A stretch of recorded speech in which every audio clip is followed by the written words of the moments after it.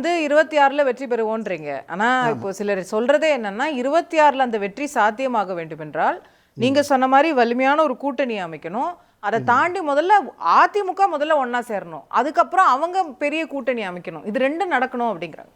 இல்லை, அதிமுக ஒன்றா சேர்றதுக்கு ஒன்றுமே இல்லைம்மா. இதெல்லாம் சொல்லலாம், ஊடகத்தில் சொல்லலாம், பத்திரிகையில் சொல்லலாம், எல்லாத்துலேயும் சொல்லலாம். அதிமுக இருக்கிறதை வழிபடுத்தினால் போதும். எங்ககிட்ட எந்த எடப்பாடியார் தலைமை ஒற்றை தலைமையாக இன்றைக்கு யாருடைய எதிர்ப்புமின்றி மனமாச்சரியமின்றி அனைவரும் ஏற்றுக்கொள்கிற தலைவராக சிறப்பாக வழி பெற்றிருக்கிறது. இந்த வழியோடு நாங்கள் போராடி போராடி தான் ஒரு போராட்டத்தில் ஒரு தலைவர் அவ்வளோ வலிமையா இருக்குன்னா ஒரு 6 முன்னாள் அமைச்சர்கள் உங்களோட மூத்த தலைவர்கள் போய் சந்திச்சு இதை பத்தி பேசுறாங்க அப்படின்ற விஷயம் ஏன் வருது? இல்லை, அது விஷயம் வரல, எல்லாம் வதந்திகள் வரலாம். ஆனா அவங்களுக்கு கருத்து சொல்லியிருக்கலாம், இவர் கருத்து சொல்லியிருக்கலாம். அது யாருமே மறுக்கலையே சார். அந்த 6 பேரும் மறுக்கவே இல்லை. மறுக்க வேண்டிய அவசியம் இல்லையே. எதுக்கு மறுக்கணும்? ஏதாவது பிரச்சனை இருந்தா வெளியே ஏதாவது சொல்லியிருந்தாங்கன்னா பரவாயில்ல. நீங்க நடக்கவே நடக்காத ஒரு விஷயம் வெளியில சொல்றாங்க அப்படிங்கிறீங்க. அப்ப யாரு போய் பேசிருக்காங்கன்னா தங்கமணி, வேலுமணி, நத்தம் விஸ்வநாதன், இந்த ஒரு 6 பேர் தான் போய் பேசுறாங்க. அவங்க இன்னதான் பேசினாங்கன்னு சொல்லி ஒரு தகவல் வெளியே வருது. அது முற்றிலும் தவறாக உங்கள் கொள்கைக்கு புறம்பானதாக இருந்தால் அவங்க சொல்லிருக்கணும்ல. இல்ல அவங்களை யாரும் இது வரைக்கும் கேட்கல, அவங்க சொல்லல, வெளியிடணும் அவசியம் இல்லை. உங்களுக்கு 6 பேர் நார்மலா தற்செயலா போய் போனவங்களே தவிர திட்டமிட்டு போனவர்கள் அல்ல. அவர்கள் தற்செயலாக பொதுச்செயலாளரை பார்ப்பதற்காக சென்றவர்கள். பல கருத்துக்களை விவாதித்திருப்பார்கள், பல பேசியிருப்பாங்க. எல்லா கருத்தையும் வெளியே சொல்லணும் அவசியமோ மறுக்க வேண்டிய அவசியமோ கட்டாயம் அவர்களுக்கு கிடையாது. அந்த 6 பேர் சந்திச்சது என்ன நடந்ததுன்னு சொல்லி ஜெயக்குமார் பிரஸ் மீட் கொடுக்குறாரு. ஆர்பி உதயகுமார் பேசுறாரு, நீங்க பேசுறீங்க. ஆனா அந்த 6 பேர் வாயை திறக்க மாட்டாங்களா? அப்ப கேள்வி அந்த 6 பேர் கழகத்தின் மூத்த பொறுப்பாளர்கள், நிர்வாகிகள். பேச வேண்டிய நேரத்தில் தகுந்த நேரத்தில் அவர் தங்களுடைய கருத்தை சொல்லுவார்கள். இதை பொறுத்த வரைக்கும் அவங்க மறுத்து சொல்லலை, வெளிப்படையாக சொல்லலை. வெளிப்படையாக இந்த மாதிரி பண்ணணும்னு யாருமே இது வரைக்கும் 6 பேரும் சொல்லலை. நீங்கள் வெளிப்படையாக நாங்கள் மறுக்கணுன்ற அவசியமோ தேவைப்படுமோ சொல்லுவாங்களே தவிர இப்போ ஒன்றும் அவசியம் கிடையாது. அதற்கான தேவையும் இல்லை. ஒட்டுமொத்தமாக நாங்கள் இதில் தான் தலைமை கழகத்தில் உட்காந்துருக்கோம், பேசுகிறோம், எல்லாம் கருத்து சொல்கிறோம். அங்கே யாராவது சொல்லியிருக்கலாம்ல. இது வரைக்கும் வெளிப்படையான செய்திகள் எல்லாம் சொல்கிறோம். நம்ம சரியாக செயல்படாமல் விட்டுட்டோம், சரியாக பிரச்சாரத்தை முடிக்க விடாமல் விட்டுட்டோம். நம்ம அந்த காலத்தில் எப்படி 2021 திமுக 1000 ரூபாய் மகளிர் உதவி திட்டமும் நாங்கள் 1500 ரூபாய் கொடுக்குறோன்னு எங்களுடைய தேர்தல் அறிக்கை சொன்னோம்.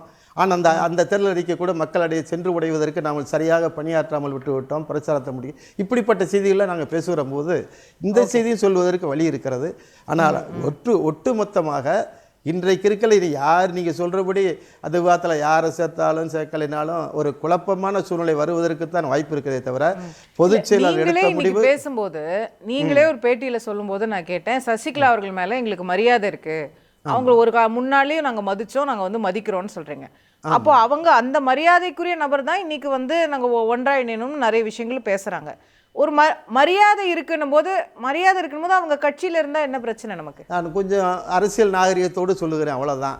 ஏன்னா மரியாதை இருக்குன்னா அவங்க எங்களை முன்னாடியே சொல்லலையானுங்க. எங்கள் எடப்பாடி அவர்களே சொன்னார்கள் இல்லையா, ஜானகி அம்மா மாதிரி ஒதுக்கி கொள்ள வேண்டும் என்று தான் சொன்னாங்க. நான் இன்னும் கொஞ்சம் சற்று உயரமாக போய் சொல்லியிருக்கிறேன், அவ்வளோதான். ஏன்னா அதை மறைமுகமாக கூட சொல்லி ஒரு உதாரணத்தை கூட சொல்லியிருக்கிறேன். ஏன்னா அது கூட தேவையில்லாத உதாரணம் தான். நான் சொன்னேன் பெரியாரையும் அண்ணாவையும் ஏன்னா எடப்பாடியார் முதலமைச்சராக வருவார் என்று அழுத்தம் கொடுத்ததற்காக ஒரு முன்னுதாரணமாக தமிழோல் வாழ்கன்னு சொல்லுவோம்ல. நீங்க பெரியாரோட அவங்கள ஒப்பிடுறது இன்னும் ஆச்சரியமா இருக்கு. நீங்க சேர்க்கவே மாட்டேன்னு ஒரு பக்கம் சொல்றீங்க. இல்ல பெரியார் அளவுக்கு உயர்த்தி சொல்றீங்க. இல்ல அதைத்தான் சொல்றேன். நான் பெரியாரோட அவங்கள ஒப்பிடல, எங்க புரட்சி தமிழரை அண்ணாவோடையும் ஒப்பிடல. ஒரு முன்னுதாரணமா சொல்லியிருக்கோம்னே தவிர தமிழ் வாழ்க, தமிழை போன்று நீங்கள் வாழ்கன்னு சொல்றோம் இல்லையா, அது மாதிரி ஒரு உதாரணம் காட்டியிருக்கிறத தவிர அவங்களோட ஒப்பிடவில்லை. அவர் மாதிரி இவர் மாதிரி என்று ஒப்பிடவில்லை. அவர் பெரியாருக்கு நீங்க சொன்ன வார்த்தை நான் சொன்ன அமைதியா போயஸ் கார்டன்லயே இருக்கணும். அமைதியா போயஸ் கார்டன்லயே இருந்தாங்கன்னா நாளைக்கு முதலமைச்சரான பிறகு எடப்பாடியார் அவர்கிட்ட ஆசீர்வாதம் வாங்குவாருன்னு சொல்லி இல்ல இயற்கை ஒரு நான் சொல்றேன். அது நாங்க அந்த அம்மாவை இப்ப குற்றச்சாட்டுக்கு இன்னும் ஒண்ணுமே நாங்க ஆளாக்கல. அவங்கள பிரச்சனைக்குரியவரை நாங்க இது வரைக்கும் விமர்சனம் பண்ணல. இன்றைக்கு வரைக்கும் அவர்களை விமர்சனம் பண்ணவில்லை. அவங்க என்ன பண்ணியிருக்காங்க, இப்போ இந்த இயக்கத்திற்கு யாருடைய தூண்டுதல் பேரிலோ கேடு விளைவிக்கும் என்ற தவறான எண்ணத்தை எடுத்துக்கொண்டு ஒரு விளையாட்டுத்தனமாக, சொல்லப்போனால் ஒரு சிறுவில்லைத்தனமாக, சொல்லப்போனால் ஒரு வேடிக்கையாக ஒரு சுற்றுப்பயணத்தை மேற்கொண்டு அதில் பொதுச்செயலாளர் என்ற வார்த்தையை பயன்படுத்தி கொடியை பயன்படுத்தி கொண்டிருக்கிறார். ஆகவே தான் அவரை பற்றி சொல்லுகிறோம், அம்மா நீங்கள் தவறு செய்ய, இனிமேல் எங்களுடைய அவர் தொடர்ந்து இந்த தவறை செய்வாரானால் நாங்கள் விமர்சிக்க வேண்டிய சூழ்நிலை, அவருடைய குறைபாடுகளை சொல்ல வேண்டிய சூழ்நிலை எல்லாருக்குமே வரும். அதுதான் உண்மையை தவிர முதல் கட்டமாக அவர்கள் எடுத்திருக்க நடவடிக்கை இல்ல நீங்க ஏற்கனவே நிறைய விமர்சிச்சிட்டீங்களே. ஆர்பி உதயகுமார் 2 நாள் முன்னாடி கடுமையா விமர்சனங்கள் வச்சிருக்காரு. இல்லை சொல்லி இதை தொடர்ந்து தான் அவர் விமர்சித்தது இந்த அம்மாவுடைய சுற்றுப்பயணத்தை தொடர்ந்து தான் மதிப்பிற்குரிய ஆர்பி உதயகுமார் விமர்சித்துக்கிறார். தொடர்ந்து நான் கருத்துக்களை சொல்லுகிறேன். அவர் மேல் இன்னும் விமர்சனத்தை ஆரம்பிக்கவில்லை. நீங்கள் இன்னமும் கூட காலம் இருக்கிறது.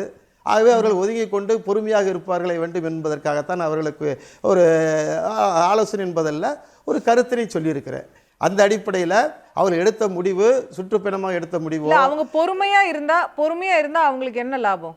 அவங்களுக்கு ஒரு லாபம் கிடையாது. நீங்க கட்சியை நடத்துவீங்க, நீங்க பொதுச் செயலாளரா இருப்பீங்க, அதுக்கு அவங்க பொறுமையா இருக்கணும். அவங்களுக்கு லாபத்தை எதிர்பார்க்குறாங்க. அம்மா ஆட்சி வரணும் தான் நினைக்கிறாங்க. எடப்பாடி ஆட்சி அம்மா ஆட்சி தானே, சந்தோஷமா வாழ்த்த வேண்டியதானே. ஒதுங்கி அவங்களுக்கு என்ன நோக்கம்? சுயநலம் கிடையாது. 2026 அவங்க தேர்தலில் நிற்க முடியாது, தேர்தலில் வெற்றி பெற முடியாது.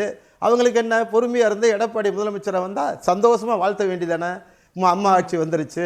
இல்ல அத கட்சிக்குள்ள இருந்தே வாழ்த்துட்டுமே. நீங்க உள்ள சேர்க்கறதுல உங்களுக்கு என்ன தயக்கம் வருது? இல்ல எங்களுக்கு அவங்க இவ்வளவு சொல்றீங்க, சந்தோஷம்.